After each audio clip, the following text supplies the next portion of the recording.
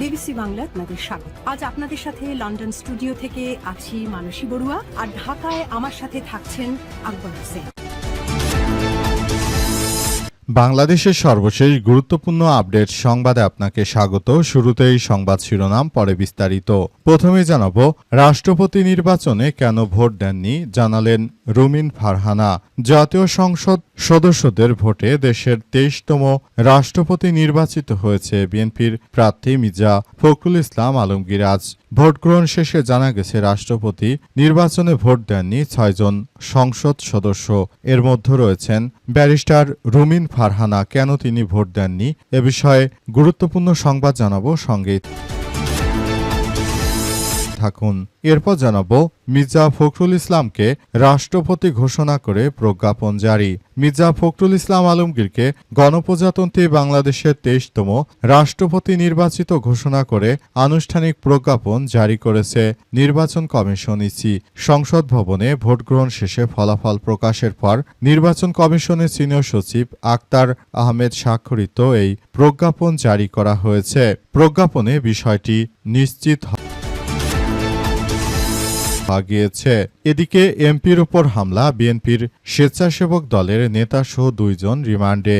সিরাজগঞ্জ 3 আসনে সংসদ সদস্য ভিপি আইনুল হকের উপর হামলা এবং তার গাড়ি ভাঙচুরের ঘটনায় গ্রেপ্তার বিএনপির স্বেচ্ছাসেবক দলের নেতাসহ 2 জনকে একদিনের রিমান্ড মঞ্জুর করেছে আদালত। আজ দুপুরে নারায়ণগঞ্জে আমলি আদালতের বিচারক ওমর ফারুক শুনানি শেষে আদেশ দেন।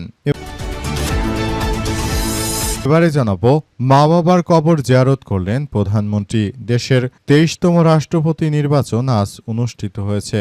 নির্বাচনে বিএনপির মহাসচিব মির্জা ফখরুল ইসলাম আলমগীর তিনি মূলত রাষ্ট্রপতি নির্বাচিত হয়েছেন। মির্জা ফখরুল রাষ্ট্রপতি নির্বাচিত হওয়ার পরই দেখা গেল যে নতুন করে বিষয়গুলো সামনে আসতে শুরু করেছে। মির্জা ফখরুল ইসলাম আলমগীর তিনি মূলত দেশের অভ্যন্তরে নতুন করে বিষয়গুলো খুব গুরুত্ব সহকারে দেখছেন এবং প্রধানমন্ত্রী তারেক রহমান রাষ্ট্রপতি নির্বাচনের পরই তার বাবা মায়ের কবর জিয়ারত করতে গিয়েছেন। এবং সর্বশেষ জানাবো, অনলাইন জুয়ার মাস্টার এজেন্ট শামীম গ্রেপ্তার। মেহেরপুরের মুজিবনগর উপজেলায় অনলাইন জুয়ার মাস্টার এজেন্ট হিসেবে পরিচিত শামীম রেজাকে গ্রেপ্তার করেছে জেলা গোয়েন্দা পুলিশ ডিবি। আজ সন্ধ্যা 7টার দিকে কোমরপুর গ্রামের নিজ ব্যবসা প্রতিষ্ঠান থেকে তাকে গ্রেপ্তার করা হয়েছে। পুলিশ জানায়, শামীম আন্তর্জাতিক অনলাইন ক্যাসিনো প্ল্যাটফর্ম ব্যবহার করে অর্থ লেনদেনের সঙ্গে জড়িত ছিলেন। বিভিন্ন মোবাইল ব্যাংকিং অ্যাকাউন্টের মাধ্যমে টাকা লেনদেন করতেন বলে জানা গেছে। প্রিয় দর্শক, এতক্ষণ শুনছিলেন সংবাদ শিরোনাম, এবারে বিস্তারিত। তবে তার আগে বন্ধুরা অনুরোধ থাকবে, এই সংবাদটিতে একটি লাইক দিন। এই চ্যানেলে আপনি নতুন হয়ে থাকলে আমাদের সংবাদটি দেখতে দেখতে চ্যানেলটি সাবস্ক্রাইব করে রাখুন। কমেন্ট করে বন্ধুরা আপনার মূল্যবান মতামত জানিয়ে দিন আপনি বিশ্বের কোন দেশ থেকে বা বাংলাদেশের কোন স্থান থেকে আমাদের সংবাদটি দেখছেন এবং শুনছেন। আর বন্ধুরা, সংবাদটি আপনার সোশ্যাল মিডিয়া ফেসবুকে শেয়ার করে বন্ধুদেরও দেখার সুযোগ করে দিন। গাজা যুদ্ধে আপনি যদি নিরীহ ফিলিস্তিনিদের ভালোবেসে থাকেন বন্ধুরা, কমেন্ট বক্সে কমেন্ট করে পুরো বিশ্ববাসীকে আমাদের এই তাজা আপডেটটি দেখার সুযোগ করে দিন। আর বন্ধুরা, যেখানেই থাকুন দেখতেই থাকুন আমাদের এই লেটেস্ট আপডেট তাজা সংবাদ। এবারে বিস্তারিত। রাষ্ট্রপতি নির্বাচনে কেন ভোট দেননি জানালেন রুমিন ফারহানা। জাতীয় সংসদের সদস্যদের ভোটে দেশের 23তম রাষ্ট্রপতি নির্বাচিত হয়েছে বিএনপির প্রার্থী মির্জা ফখরুল ইসলাম আলমগীর। বৃহস্পতিবার ভোট গ্রহণ শেষে জানা গেছে যে রাষ্ট্রপতি নির্বাচনে ভোট দেননি 6 সদস্য। তারা হলেন বিএনপির স্থায়ী কমিটির সদস্য, ঢাকা 8 আসনের সংসদ সদস্য মির্জা আব্বাস, কিশোরগঞ্জ 3 আসনের ডক্টর ওসমান ফারুক ও চট্টগ্রাম 3 আসনের মোস্তফা কামাল পাশা, ব্রাহ্মণবাড়িয়া 2 আসনের স্বতন্ত্র সংসদ সদস্য রুমিন ফারহানা, সিলেট 5 আসনের খেলাফতে মজলিসের সংসদ সদস্য মোহাম্মদ আবুল হাসান ও জামাত ইসলাম থেকে নির্বাচিত সাতক্ষীরা ৪ আসনের সংসদ সদস্য গাজী নজরুল ইসলাম। এদিকে কেন ভোটদানে বিরত ছিলেন রুমিন ফারহানা, এক বার্তায় তা জানিয়েছে ব্রাহ্মণবাড়িয়া ২ আসনে স্বতন্ত্র সংসদ সদস্য ব্যারিস্টার রুমিন ফারহানা। নির্বাচনকে অর্থহীন এবং প্রহসনের ভোট উল্লেখ করে তিনি দাবি করেন, ফলাফল আগে থেকেই নির্ধারিত ছিল যে রাজাকারের বাচ্চা মির্জা ফখরুল নির্বাচিত হবে, সুতরাং এই রাজাকারকে কোনোভাবেই ভোট দেবেন না। মির্জা ফখরুল ইসলামের বাবা নাকি একজন রাজাকার ছিলেন, এ রাজাকারকে ভোট দেয়া হবে না, এমন কথাই মূলত শোনা যাচ্ছিল। অবশেষে ব্যারিস্টার রুমিন ফারহানা তার জায়গা থেকে তিনি বিষয়গুলো আমাদেরকে নিশ্চিত করেছেন। তিনি বলেন, প্রহসনের নির্বাচন আমরা বাংলাদেশে আর দেখতে চাই না। এর আগে যেভাবে নির্বাচন হতো বর্তমানও ঠিক একই কায়দায় নির্বাচন। যদি মির্জা ফখরুল আগে থেকেই নির্বাচিত হবেন তাহলে ভোটের তো কোনো প্রয়োজন আমরা দেখছি না। যেখানে কোনো ভোটের দরকার নেই সেখানে কেন নির্বাচন হবে সেই প্রশ্ন তুলেছেন ব্যারিস্টার রুমিন ফারহানা। মির্জা ফখরুল ইসলাম আলমগীরকে রাষ্ট্রপতি ঘোষণা করে প্রজ্ঞাপন জারি। ২৩তম রাষ্ট্রপতি হয়েছেন বিএনপির মহাসচিব মির্জা ফখরুল ইসলাম আলমগীর। দীর্ঘ চড়াই উতরায়ের পর তিনি বাংলাদেশের ২৩তম রাষ্ট্রপতি হিসেবে নির্বাচিত হয়েছেন। আজ জাতীয় সংসদে মির্জা ফখরুল ইসলাম আলমগীর তিনি প্রত্যক্ষ ভোটে এই নির্বাচনে জয়লাভ করেন।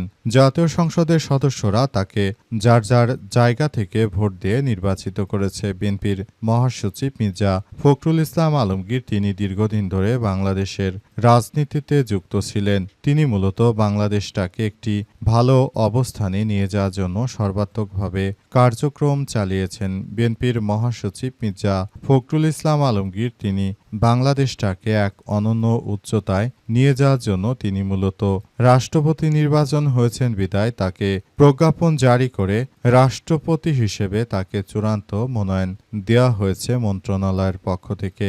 রাষ্ট্রপতি হিসেবে মির্জা ফখরুল ইসলাম আলমগীর তিনি বাংলাদেশের জন্য ভালো কিছু করবেন সেই প্রত্যাশা আমাদের।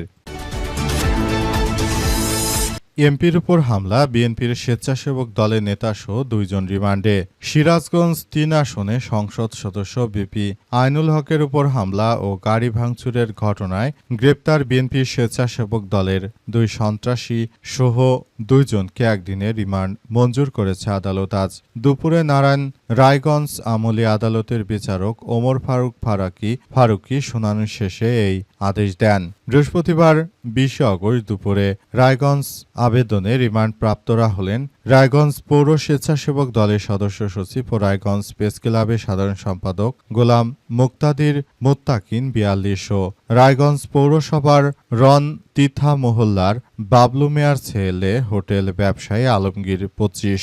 সিরাজগঞ্জ কোর্ট পুলিশের পরিদর্শক রওশন ইয়াজদানি এই তথ্য নিশ্চিত করেছেন। তিনি জানান, এমপির উপর হামলার ঘটনায় কারাগারে থাকা ২ জন আসামির বিরুদ্ধে মামলার তদন্ত কর্মকর্তা ৫ দিনের রিমান্ড আবেদন করেছিলেন। পরে শুনানি শেষে আদালত প্রত্যেককে ১ দিনের করে রিমান্ড মঞ্জুর করেছে। আসলে বিএনপির এই চাঁদাবাজ সন্ত্রাসীরা তারা দেশটিকে এক সন্ত্রাসের অভয়ারণ্যে পরিণত করেছে। তারা মূলত পুরো রাষ্ট্র কাঠামো ভেঙে চুরমার করে দিচ্ছে।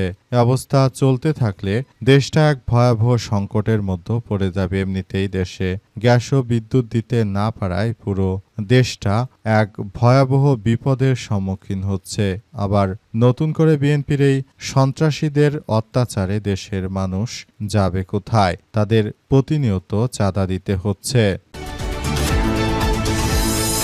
মা বাবার কবর জিয়ারত করলেন প্রধানমন্ত্রী তারেক রহমান। বাংলাদেশের ২৩তম রাষ্ট্রপতির নির্বাচন আজ অনুষ্ঠিত হয়েছে। আর এই নির্বাচনে বিএনপির থেকে নির্বাচিত হয়েছে বিপুল পরিমাণ ভোটে মির্জা ফখরুল ইসলাম আলমগীর। মির্জা ফখরুল তিনি বাংলাদেশের ২৩তম রাষ্ট্রপতি নির্বাচিত হয়েছেন।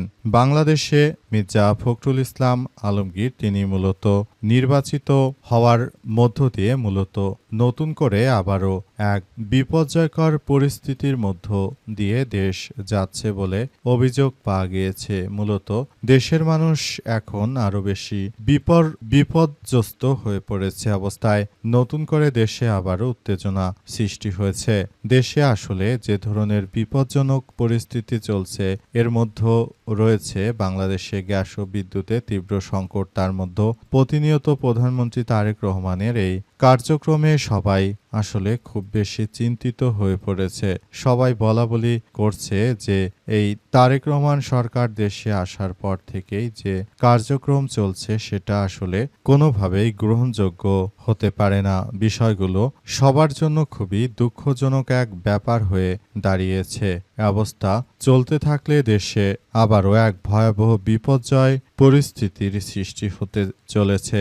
বিষয়গুলো আমাদের সবার জন্য খুবই এক বিপজ্জনক অধ্যায়। কারণ দেশের মধ্যে যদি এভাবে তীব্র গ্যাস ও বিদ্যুতের সংকট হয়ে যায়, তাহলে দেশ কিন্তু কখনোই আর আগের মতো ভালো অবস্থানে যেতে পারবে না। তাই এই তীব্র সংকট থেকে বেরিয়ে আসা এই মুহূর্তে আমাদের সবার জন্য অনেক বেশি প্রয়োজন।